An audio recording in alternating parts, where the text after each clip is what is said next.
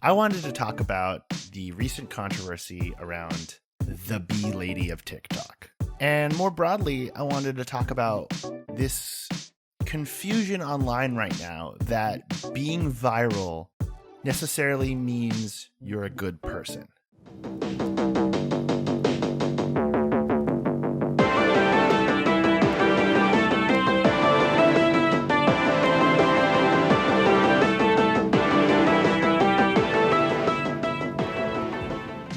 Hi there, my name is Ryan Broderick. I'm a freelance writer.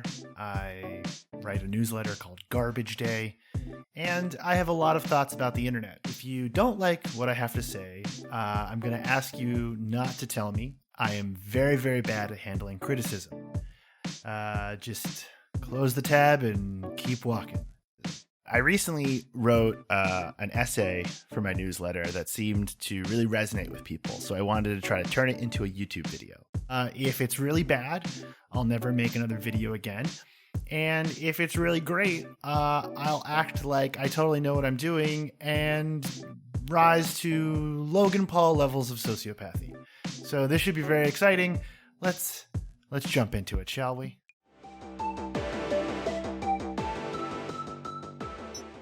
This is Erika Thompson.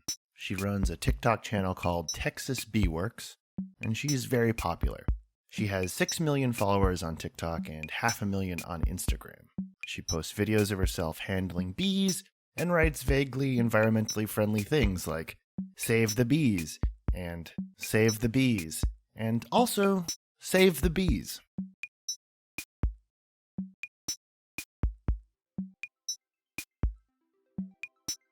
She often films herself putting her bare hand into a beehive. That's kind of her signature thing.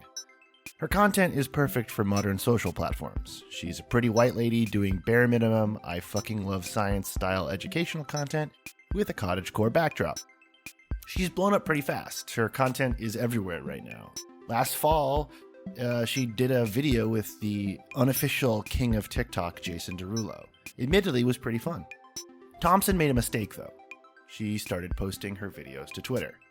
And Twitter is going through a hardcore Tumblr phase right now, so of course she was accused last week of animal abuse. The replies underneath this tweet in particular are honestly a mess. The bee drama then made the jump back over to TikTok, where other beekeepers started making videos accusing Thompson of being a fraud. The most viral of these videos circulating right now is from a TikTok user named LA Honey Bee Rescue. I watched the video. Her criticisms of Thompson are essentially twofold.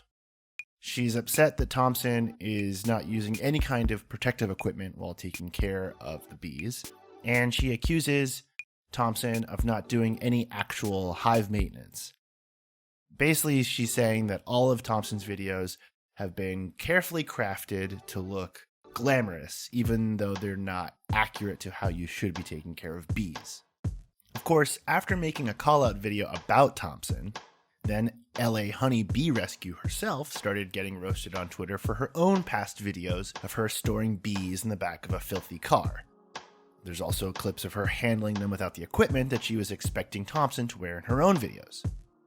And if you look at LA Honey Bee's TikTok account now, it's honestly kind of a disaster, and I'm not totally sure this is what she was hoping to get out of all of this. She's posted several updates about harassment she's received. People are trying to report her account. It's kind of what happens when you enter one of these cycles. Though, by entering the discourse arena, she has gained 21,000 followers within a few days, and she's cited in news articles all over the internet. Whether or not she wanted the blowback is another story, but technically she did come out on top. There are also tweets claiming Thompson is a Trump supporter. You can see these here. Maybe she is, maybe she isn't.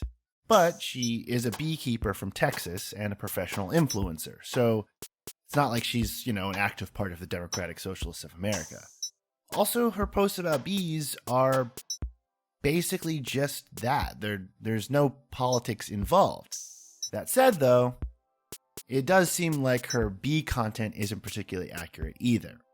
CNET got a bee expert to comment on Thompson's videos. The quote reads, The honeybees she saves are in fact feral honeybees. These are invasive species and not in need of any sort of conservation measures. In most countries, including the US and Australia, honeybees are an invasive species and are threatening indigenous wild bee populations. The bee expert also said that Thompson has a quote-unquote blatant disregard for proper protective measures. But we know that. Thompson is an influencer. The way she's handling the bees in her videos is glamorized. That's why she's so popular. If this were the right and correct way to take care of bees, we'd probably have a lot more famous beekeepers. It's a filthy and difficult job, and also, influencers are people who do things incorrectly in an attractive and aspirational way. I thought we all understood this. They're not doing things correctly. They're doing them wrong in a way that's interesting. But the other dimension to this is that people have clearly grown annoyed by Thompson. This makes sense. You don't want to see the same 5 people on the internet all the time, and eventually you're going to get mad about it. This is the root cause for most online backlash. And it's also a natural consequence of becoming popular online. People are mad at the social structures or corporate algorithms that mean that we have to look at a brand new viral white woman every single week. It can be a little maddening. And last week, users decided they were sick of Thompson. There's a phenomenon that happens where people who become popular on social platforms who are safe for brands, you're glamorous, pretty, attractive, apolitical influencers, they get promoted more regularly than other kinds of influencers because advertisers like them. So a person like Thompson is going to probably be all over your feed very quickly because her content is very easy to sell ads against. The thing is, 10 years ago, you probably could have just said that someone on the internet was being fucking annoying. Now, in 2021, virality has a perception of financial success. We've heard so many stories of people going viral and making a lot of money from it. So we assume that if you are popular on the internet, you must be rich in real life, which is obviously not the case.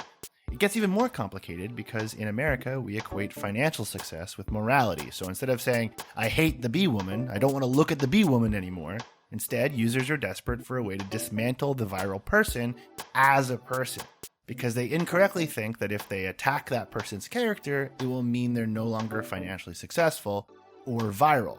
Except it doesn't. I mean, one of the richest people on earth is Jeff Bezos, and I'm not sure I even know what that guy's voice sounds like. And you're definitely not going to dismantle Amazon with a hashtag. And more broadly, you don't get 6 million TikTok followers by posting scientifically accurate content about bees. That's just not how it works. I can guarantee the majority of those followers aren't going to suddenly unfollow Thompson after hearing she might be a Republican. And to be honest, she's probably going to get more followers for being a Trump supporter. Being viral or being rich or being both doesn't mean you're a good person. Being a bad person doesn't make it all go away either. And this is the thing that I think has become very confused in the last 5 years. People on the internet are just people. That's kind of the wonders of the internet. You can go on and you can post whatever you want. And in this case, it's a woman posting very, very inaccurate videos of how to take care of bees. It's pointless and strange. This controversy, if you can even call it a controversy, around Thompson and all of the other beekeepers on TikTok who I have discovered through the course of making this video absolutely love drama. None of this particularly matters. It almost feels like a video game when you look at it from the top down. And all of these people are obviously, I'm not going to say they're cynical and they don't believe what they're saying, but at the same time, there's obviously a gamified element here and there are incentives at play. Platforms like TikTok and Twitter want you to enter this kind of discourse and fight with each other. And then you win stuff, right? You get followers, you get likes, you get shares. It's like having an argument inside a casino. If you win the argument, I guess you would get poker chips. And those would be like retweets in this metaphor, which isn't a great metaphor, but you know what I'm talking about. Thompson's actually been fairly quiet on social media since this all kicked off, but she did publish an Instagram post responding to some of the allegations that were circulating about her. Thompson wrote, "Recently, a series of untrue and hurtful attacks were made about me and my work. Journalists chose to support and reward this online harassment by perpetuating a false narrative without taking the time to check the facts. It's a sad day when people see a woman doing something that's so outside of the norm, they assume there's no way she can actually be doing those things. Thank you to the mass of experienced beekeepers, leaders of the beekeeping community, and all of the beekeeping associations who were quick to come to my defense. Thompson also gave a quote to Vice, where she said, "The removals that went viral, those are some cases where I'm not wearing gear. But there are other cases where I am wearing gear. One of the things you don't see maybe in the 1-minute TikTok videos, I'm in Texas and it's incredibly hot. Sometimes these removals take 30 minutes. Sometimes they take 3 hours or more. Beekeeping gear in general, it's big and it's bulky. It makes it a little bit more difficult to work with these tiny creatures who are very delicate. For some reason, we expect the people who go viral to be totally pristine, when usually they're just people who use an app the same way we do and they suddenly found themselves with an audience." And obviously, Erika Thompson's situation is a little different. She's an influencer. She's someone who's crafted her image to look a certain way. But at the same time, she is just a person using the internet. And if she wasn't mega popular, none of this would matter. And so I guess what I'd like to end with is just a request, which is, next time someone on the internet makes you really angry, just say wow, that person's really fucking annoying, and close the tab. You probably won't get any followers out of it, but it might be less stressful for you. But please don't do that with my videos. Leave me nice comments and like and subscribe.